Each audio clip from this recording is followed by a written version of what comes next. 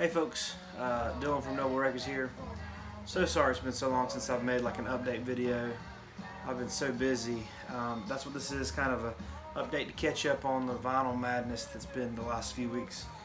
Start things off, this is what we're listening to on the turntable. This is Neil Young and Crazy Horse. It just says from an East Coast broadcast. It definitely had something on the back at one point, but somebody ripped it off. So I have to do some more research on this, but it's a bootleg of Neil Young, Crazy Horse. It's great. So anyways, that was one I got in the past few weeks. I did update you guys on one collection that I found. It was the guy that had all the Psych and prog albums in his trunk. So I'll kind of mention that briefly in here, but if you haven't seen that video, it's only 9 minutes long. It's like my shortest video ever. But that was pretty cool. But about 3 weeks ago, I just started picking up stuff so fast, like every other day, buying collections, and it's just been crazy, just the type of luck I've had, and also I've just been really working hard. I work about 40 hours a week for my normal job, and then here lately I've been doing about 30 hours a week on records, which is just way more than I normally do. But anyways, went to IKEA and bought more Calyx shelves. Behind me, I've got two of them that are the 16 cubes, and everything you see behind me, which is two 16 cubed shelves, all of this is what I've bought since the last video I've made.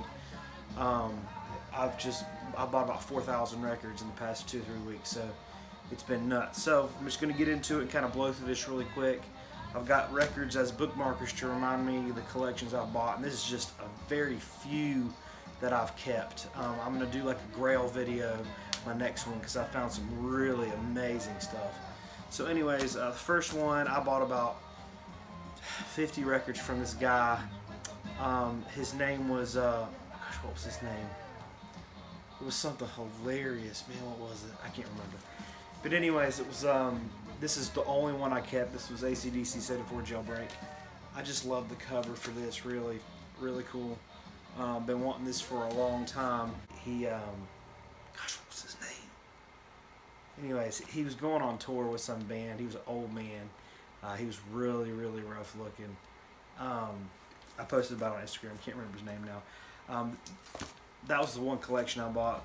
A friend of mine kind of runs a little pop-up out of his garage. His name's Hardy Boy Records. He's on Instagram. He doesn't make YouTube videos, but sometimes he gets Psych stuff in, and when he does, I'll bring him stuff and trade for it. He'll usually hold on to stuff for me. He's lately gotten a decent amount of Psych. This is one he had. This is Bittersweet by the Hangmen. This one goes for a little bit. He had it for $10, so I traded him $10 worth for it. It's kind of a garagey Psych album. It's pretty good. He also had, this is the one that I really wanted that he told me he had. This was the Fallen Angels. He had this is priced at $14. This is an original on roulette. So this is one that's been on my list for a while. This is in great shape. Spine has a little bit of wear, but other than that, really awesome. Been looking for that forever. He had this, which I've had copies of this on cassette and CD that have just turned up in collections, and I thought that's what this was because it had $15 on it. And as I was flipping through, I was like, "This is heavy," and it says 6-record set right here. I was like, "Dang, this is the real 6-record set. I've never seen one on vinyl." And they go for $75 or so, 60 maybe. This is stuff from the Yardbirds, John Mayall's, Blues Breakers, Cream, Blind Faith, Delaney and Bonnie and Friends, Derek and the Dominoes, and his solo career. So 6 LP set for $15. Couldn't beat that, so I grabbed it. So the next collection that I bought, I've told you guys about this guy. He's got 20,000 records in his basement, and I've bought a couple loads from him. He's very selective on what he's willing to sell me. He's still a collector himself. He's a very private person. But anyways, he called me a couple weeks ago and he said, "Hey, I'm really trying to kind of rope off this part of my basement as a wine cellar. It's cool down there. I've got all these records down here. I really need to free up this space. I've cleared out about you know, I don't know, I think he said 20 boxes of records, and I just need them gone, so come over and we'll make a deal. So I get there and I'm flipping through the stuff, and I could tell he had gone through it, and this was stuff that was, and he told me, this is less desirable stuff. And, you know, he's thinking, you know, maybe for your dollar bin or whatever, you could put some of this stuff out. So I'm always needing good stuff for my dollar bin, so I agreed to do that. So I went over there, we made a deal, I got 2,000 records, and a lot of it's pretty decent stuff. I mean, it's not anything to write home about, nothing you guys would probably want to see. There were 2 in there that I found that were definitely not dollar records, and that I was really excited that I actually been looking for. There actually were a bunch in there that were not dollar records that I was, you know, able to pull out. And I know other people would be looking for, but these are just 2 that I've been looking for. This is the Beast. I've heard a little bit of this. This one's got a little bit of a warp to it. It's probably why it was in there. But I've been looking for a copy of this, and I was excited to find it. Tony Joe. This is like a real folky. He's got you deep, rich voice. It's country folk type. That's kind of a bad description. It's if you haven't heard this, it's really good stuff. It would be like he's got kind of a deep voice, kind of like Captain Beefheart, but very good songs. You know, I don't know what to compare it to. It's really good stuff though. I really like it. The next one was the one I made a video about. It was the Psych and Prog collection that I found. Everything was near mint. Unbelievable. Just do not find stuff like that every day. I was at work. This guy called me. He said, I'm working on a project. I need space in my garage. I want you to sell you this stuff today. I met him up in the parking lot of Guitar Center. I actually had some cash on me, like a decent amount. And when I saw it, I was like, I've got to give you more than I have. So let me go to the ATM. So he waited on me while I went to the ATM. But he threw in some audio stuff, and I got all these albums. Most of everything I sold. There's a couple big grails in there that I'll show in my grail video that I do. But these is 3 kind of normal ones that I had just been looking for, but everything was near mint. It was unbelievable. This is more by Pink Floyd.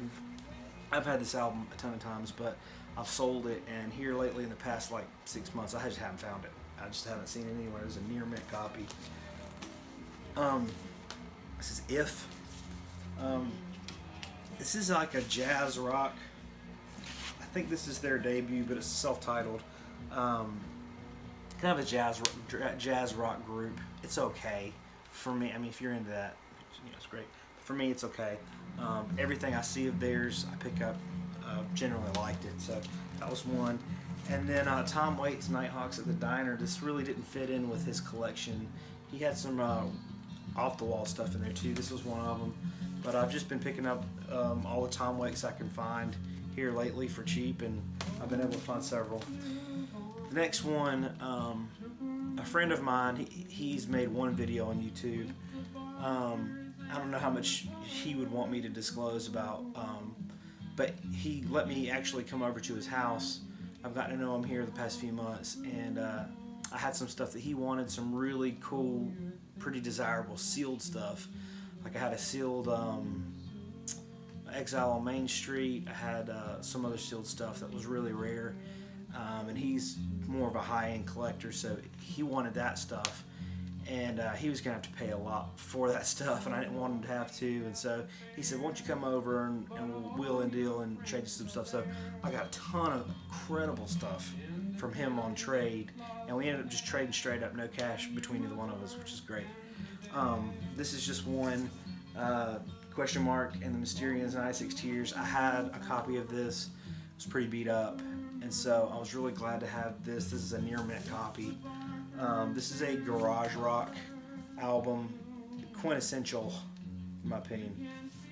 I feel kind of snooty using that word, but it's a really great garage rock album. I love it. This is the Jimi Hendrix and Otis Redding the Monterey International Pop Festival album. You know, I've seen the other cover, but there was this one. It was cool. I'd never had one, so I got it. So those were just a couple that I got from him. Those were like more minor stuff. I'll share more about the big ones on my Grail video, because there's a couple in there that you only see once in a lifetime, and I'm just absolutely thrilled with some of the stuff I got from him. So this next couple, so right after, so that was one day I went and I got the stuff, the guy that had the albums in his trunk, and then my friend that let me go over to his house, that was in one day. The next day I did my pop-up. Actually, I'll show you guys some footage from the pop-up. So here's some footage from the pop-up.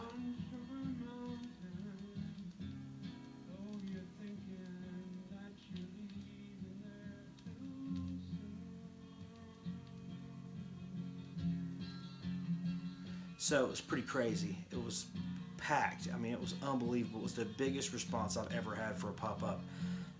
It was amazing. Just so many people came out. It was unbelievable. I can't even talk about how awesome it was. But it was so good to talk to people, get to know a lot of new people. Just here in Charlotte, just my following of people that have started to come. I've developed relationships with a lot of people that. They'll say, hey, I like these bands. What do you think I'll like? And then throughout the month when I'm looking through stuff, I'm like, man, Paul would really like this album.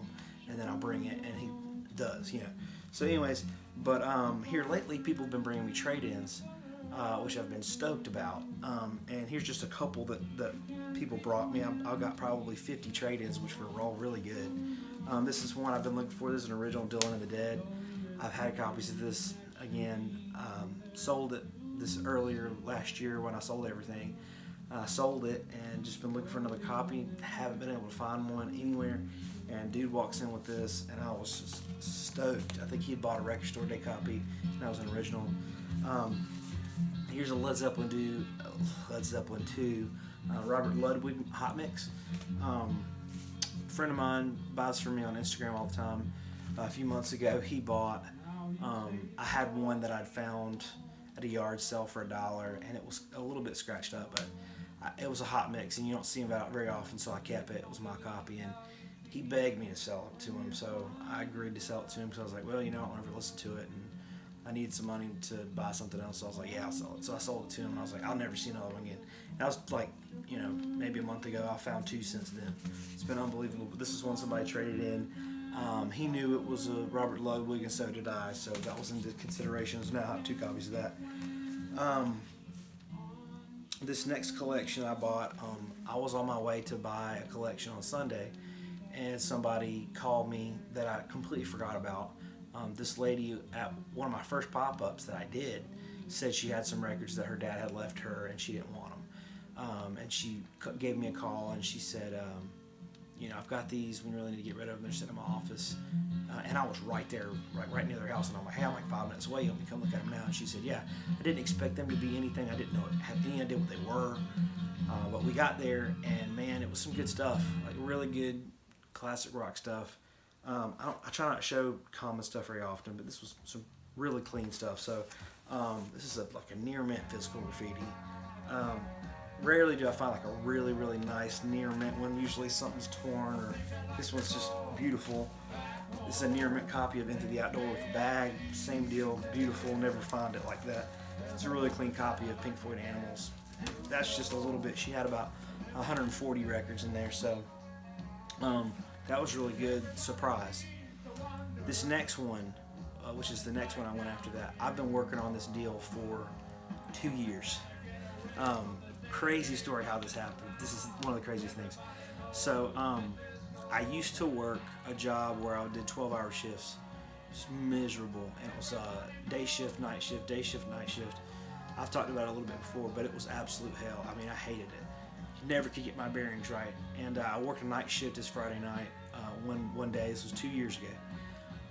My dad calls me when I get off work and he said, Dylan, I'm at this yard sale, I met this guy, he's really cool. And I asked him, because my dad, anytime he goes to the yard sale, he asks if they have records. The guy said, I've got a bunch, but I haven't really thought about selling them. And my dad said, can my son come look at them? He'll pay you fair price. And he said, yeah. So I go into this guy, he's got a loft above his garage, and in that loft he has about 2,500 records. And it was a stunning amount of records and some pretty good stuff. That day he kind of let me go through and buy 50 records that were really good. And he said, listen, I need to sell this stuff. I'm moving eventually. Not getting any younger. I'm thinking about what's I want to sell. Come back soon, and I'll let you go through the stuff again, and we'll work out a deal and let you buy a little bit more. So great, awesome. Went home. I was exhausted. I was a zombie. I hadn't slept in probably days. And when I woke up, I was telling my wife about it. She's like, "Where was it?" And I was like, "I don't freaking know." I was so out of it.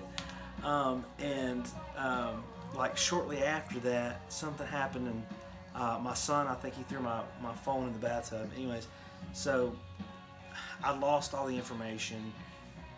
Anyways, could never find the house again. I drive out to that area and go down side streets and drive around for 30 minutes or an hour, like regularly looking for this guy's house, because it's a collection you don't forget. It was awesome stuff. This guy was just really cool, and he had some really cool stuff. Anyways, about a month ago, I said, I've got to figure out where this guy lives. And I had some time, and I drove down the side street, and there it was, his house. His house is very unique. I described it to my wife, and we were driving. I was like, "Oh my gosh, there it is." Couldn't believe it. I was so stoked. So I pulled in the driveway. I was like, it's been 2 years. He may not remember me. Drove in, knocked on his front door, and he said, "Hey man, how are you doing? I was wondering if you were going to come by. Come in." And I came in, and he took me through the house and showed me a bunch of stuff, and took me in his backyard. In his backyard, he had a campfire going. He had like a platter of cheese and bread, and he offered me some wine, and offered me if I could stay for dinner. And also, he's so nice. And he said, "I can't believe you're here. We just sold our house and we're moving in June." And I was like, no way. Couldn't believe that I'd found him just in the nick of time. He took me up to his loft. It looked the same. He hadn't really gone through it. And he said, "I'll go through these records and we'll try to make a deal." So I basically, about once a week, I would go over there, and we go through records, and we sit down and just talk. And he told me so many cool stories. This guy was an artist. He was a sculptor, a photographer, musician. He taught music. He knew multiple languages. He'd been to so many different countries. He grew up in France. He'd moved all over the world. He got drafted to go to the Vietnam War. He protested it and moved to Canada, dodged the draft. The guy was absolutely awesome. Just really, really cool dude. So in that process, I got to make a friend, and really got to spend a lot of time with this guy. It was just, his kids weren't around much, and I could tell he enjoyed it. I enjoyed it, and all in all, the other day, I ended up taking the rest of everything that he didn't want, because he still collected a little bit, but he didn't want to have to move everything. So he ended up selling me about 1,800 albums. So all things considered, since the first collection, I've bought 4,000 records in the past month, maybe 3 weeks. So it's been wild. But anyways, that was just such a cool experience, being able to hang out with him and talk to him and get to know him a little bit better. And it was just such luck that I stumbled back upon his house at the right time. It was just unbelievable. But anyways, here are 2 that I kept from his, and there's a bunch more that I'm trying to research. This guy had a ton of foreign music, a ton of Latin stuff, Cuban stuff, like African stuff, and he's like, "I got a bunch of African music in here. You probably don't want it. It's kind of weird stuff." And I got it home, and it's like really cool stuff I've never seen before. Really cool stuff. He had some jazz. He had one box of records that was water damaged. Just like that much of the bottom of all of them are destroyed, but the vinyl's good on all of them. So there's like stuff like King Crimson, Pink Floyd, just awesome stuff. A ton of Miles Davis that had some water damage on the bottom. So that stuff's kind of a loss, but I've got a turntable at my office, so I'm starting to kind of have a double collection. So I'm taking a bunch of that stuff over to the office so I can just listen to it. It's not really worth much now that it's water damaged, but the vinyl's clean. So anyways, these are 2 that I kept that were in really good shape. These are still in the shrink. This one I've been looking for a long time. This is Roy Ayers' Ubiquity, Change Up the Groove. Just a real cool, funky record. Been looking for it. The album art is really neat on it. It's on Polydor. That's just one I've been looking for. It was in there. And this is a really early, I haven't heard this one. But this is Gil Scott Heron, The Revolution Will Not Be Televised. This is just a really early album of his. It's in the Shrink. It's a gatefold, beautiful copy. So I'm going to listen to this a little bit and probably keep it. I really like his stuff. And then, so that was his collection. I'm still going through that. Pretty much everything on this shelf and the bottom of that shelf was his.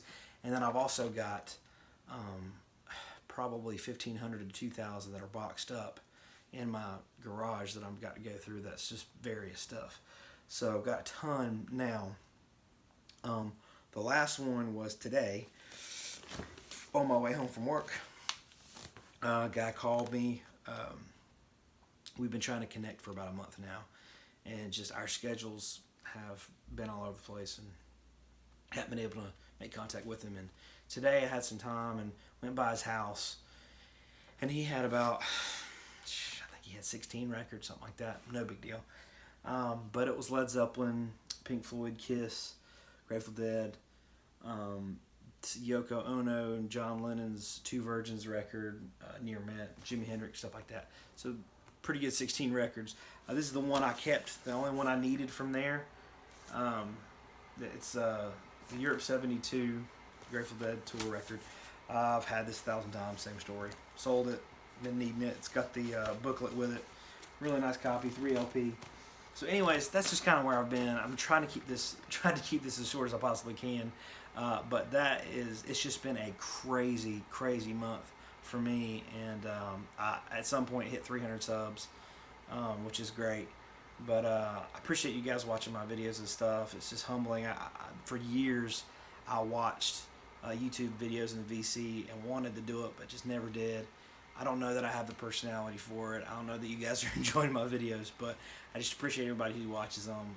I love doing it. I love to kind of taking you guys through where the stuff's coming from, and really kind of encourage you guys to just be persistent. And, you know, that records are out there. You know, they're really sometimes really hard to find, but good records are out there. And I just want to encourage anybody who's there is a, good Lord, there's a moth this big outside my window. Anyways, ADD. Anybody who's like watching and not really sure about if they want to make their own videos, make them. Just do it. You know, it's a lot of fun, and I always love seeing more VC videos. So just encourage you guys to do that. Stay tuned. Soon, within the next couple of days, I'm going to do a Grail video, just of the big ones that I found here lately, and there are a lot. So anyways, peace out. Thanks for watching.